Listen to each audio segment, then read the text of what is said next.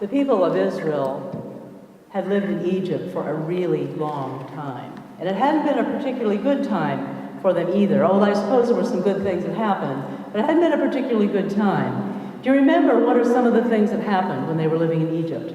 You tell me. I'm not going to tell you. You tell me. What happened while they were living in Egypt? Anybody? They were enslaved. Anything else? They had to work really hard. I remember that. What else do you remember? I think sometimes they were beaten. Persecution. Separated. Kill. Anybody else? It's a good list. Anybody else? Okay, so finally, they flee. Following Moses' instruction given to him by God, out into the wilderness they go boldly, headed toward the promised land. But before they know it, Pharaoh and his large army is coming and pursuing them in hot pursuit, about to overtake them. And the Israelites look back, and they are terrified. They run to Moses saying, "Why did you bring us out here to die? We wanted to stay there, slaves of the Egyptians. That would have been a whole lot better than dying here in the wilderness." But Moses tells them, "Do not be afraid. Stand firm. Watch and see what God will do." And then Moses leads them forward, safely through the parted waters of the sea, further out into the wilderness, where they wander for 40 long years. Now, what are some of the things that happened to them on this long, long journey? What are some of the things you remember that happened to them on this long, long journey? 40-year-long journey. Takes up lots of books of the Bible. Manna from heaven, that was a good thing, sort of, except they got it because they were starving, and then after a while they complained about it because it wasn't tasty enough. What else happened? They got lost. They wandered around quite a long time. What else? They forced Moses to crack the rock for water. They forced Moses to do something when they were thirsty, to crack a rock for water.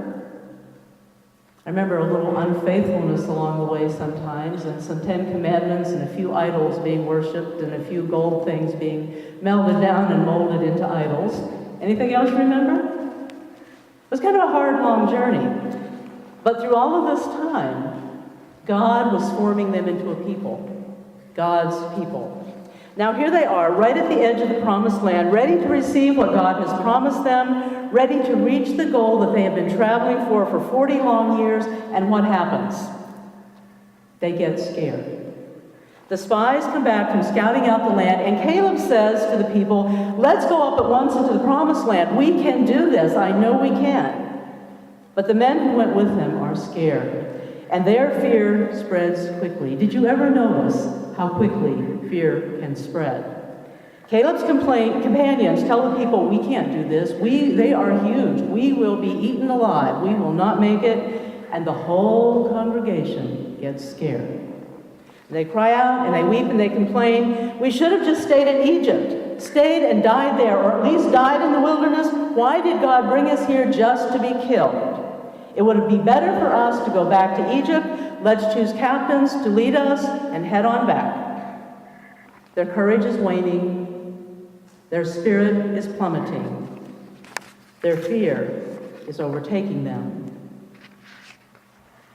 Now, thinking about these scriptures this week, I was reminded of a very low point in Martin Luther King Jr.'s life.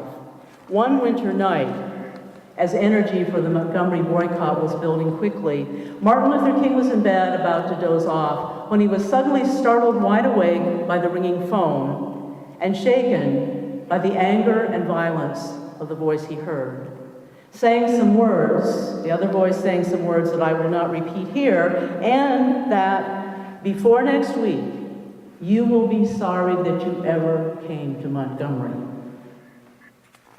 He got up and paced the floor. Then he sat down at the kitchen table, ready to give up, his courage all but gone, and he tried to think of a way that he could move out of the forefront without seeming a coward. And with his head in his hands, he prayed aloud, saying he was afraid. At the end of his power, with nothing left, unable to face all of this alone. And in that moment, King says, I experienced the presence of the divine as I had never experienced God before. It seemed as though I could hear the quiet assurance of an inner voice telling me to do what is right, to follow this call. I, God, will be with you and by your side forever. King writes, almost at once, my fears began to go, my uncertainty disappeared, and I was ready to face anything. Which probably is a good thing, because 3 nights later his house was bombed. And yet, this renewed source of power kept him moving forward, never turning back. Now, most of us have not had our houses bombed or the lives of our families threatened so violently. We probably have not been chased into the sea by an army. Few of us have battled our way to occupying a new land. But all of us know times in our lives when the way ahead looks too difficult and too scary, when we feel stuck, when fear overtakes us and we set our thoughts on what used to be, which in that moment, no matter what it really was, seems so much more attractive than what lies ahead. Then God shows up to take us forward into life. But for a moment, we may need to be still, give our fears to God, and wait and watch to see what God will do. I think there may be some lessons for Fort Street in these passages and stories as we march into our future. Yesterday, at the session retreat, Fort Streeters began to focus their energies intently on the next direction for this congregation, on what it means to follow Jesus in this time and place, asking, what would Jesus do if he were with us here right now, looking at the vast needs in Detroit? What would Jesus do for the people who live near this church? What would Jesus do for the people who are a part of this church? What would Jesus do for those whose needs seem the greatest? Because you see, those who follow Jesus are called to reach out to the least of these, to the ones on the outside, to the ones who have the least support, to the ones just wanting a safe and supporting community where they can be welcome, where they can learn and grow with us, where they can serve also with us. Now, do we want more members at Fort Street? Of course we do. But we don't reach out to these sisters and brothers to get more members. We reach out because it's the right thing to do. And when we're doing what we're called to do, when we're doing what God expects of us, amazing things can happen. And those amazing things might even include new members coming to share their lives with us in all kinds of ways. Now is the time for us to listen carefully to what God is saying to us, to this congregation. Now is the time to realize what God is doing among us. Now is the time to head on up the road, letting the Spirit lead us on the way, knowing God will be by our side forever. And when we are tempted to look back, seduced by the past, luring us to return to what used to be, to what worked before, and when we become afraid, as God stands ready to take us into a new promised land, this is when we need to find that renewed source of power in our souls and in our community that will focus us forward on what lies ahead as we keep moving on with God. Not back, but on. Now, of course, when you're driving down a busy highway and you're heading forward, every now and then it's a good idea to look back in the rearview mirror. If you know what's behind you, if you know your past, sometimes you can avoid the mistakes and dangers that you can learn from your past.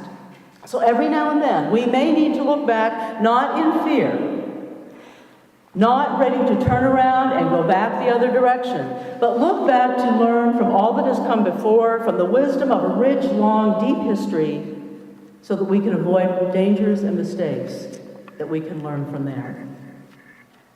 Most of the time, though, we need to keep our eyes focused forward, surveying the whole landscape all around us, and moving intentionally and boldly together into the new ways of serving the needs of this community, and opening our hearts and our doors to mission and ministries desperately needed in our neighborhood. And we do have a neighborhood.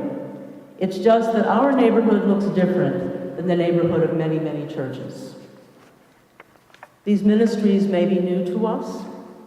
A clear set of directions on how to do this may not be available. We may think we do not have enough money or people or knowledge or energy to do this. We may have to partner with others in our community whom we do not yet know. We may even have never done it this way before. At times we will stumble. Sometimes we will even fail. But with God by our side forever, our uncertainty and fears can disappear. We can take risks. We can be ready to face anything that comes our way. There are times in all of our lives when things can get downright scary, when we want to turn and run fast in the other direction, when just like the people of Israel, when Pharaoh and his armies were chasing them and pursuing them right into the sea, and when the promised land that God had for them was right there before their eyes, and it was time to enter in, and their courage began to give way. These are the times in our lives, individually, in our families, in our communities, when we need to stand firm, listening carefully for that still, small voice of the Spirit within our hearts, giving our fears to the one who loves us beyond measure, waiting and watching to see what God will do. This is true in our individual lives. This is true in our faith community. This is true and what is needed for 4th Street to move into the future that God has up ahead waiting for us. Thanks be to God for leading us on the way and for being by our side forever in all times and places. Amen.